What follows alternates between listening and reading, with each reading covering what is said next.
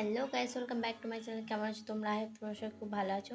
তো আজকে যাচ্ছি সুভাষ মেলা, আমার বাড়ির পাশেই হয়, সেখানেই যাচ্ছি। দাদা, আমি আর দাদার ফ্রেন্ড মিলে যাচ্ছি।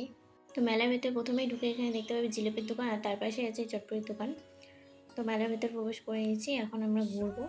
আগে মেলাটাকে চারিদিকে ভালো করে ঘুরে দেখে নেব, তারপরে জিনিসপত্র কেনাকাটা করবো। আর ব্যাগের দোকান অনেকগুলো এসেছিলো, এবার দেখলাম। আর কানেরটার দোকান তো কোনো কথাই নেই। আর মেলার দিকে আসলে আমার তো শুধু কানেরটার দোকানের দিকে আমার চোখ যায়। আর তোমাদের কাদের কাদের এরকম অবস্থা হয় মেলাতে আসলে, যে শুধু কানের দোকানের দিকেই চোখ যায়, আমাকে অবশ্যই জানাবে। তো তারপরে এই যে মিকি মাউস দেখে এখানে চলে আসলাম। আর এই খেলাটা জানি না এটা কী খেলা, এবার নতুন এসছে। তো তোমরা কারা কারা মিকি মাউসে উঠেছো ছোটোবেলা, অবশ্যই আমাকে জানাবে। তো তারপরে কিছু কিছু টুকটাক জিনিসপত্র কিনে নিলাম। আর এখানে চলে আসলাম চাট খাওয়ার জন্য। চাট খাবো, পেট ফেট ভরে নেবো খেয়ে দিয়ে। তারপরে আমরা এখানে নাগরদোলায় উঠবো। আমাদের মানে নাগরদোলায় ওঠাটা একটা আলাদাই মজা।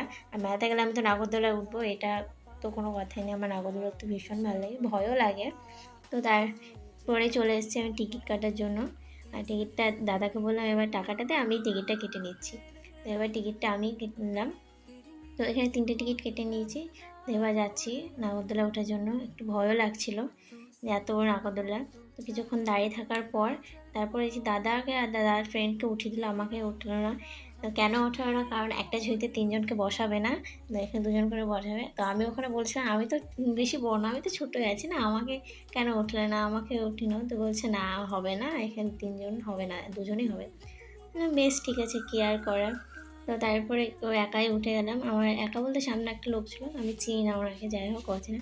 তো আজকের মতো ভিডিওটা এখানে শেষ করছি। ভালো লাগলে অবশ্যই একটা লাইক কমেন্ট শেয়ার করো।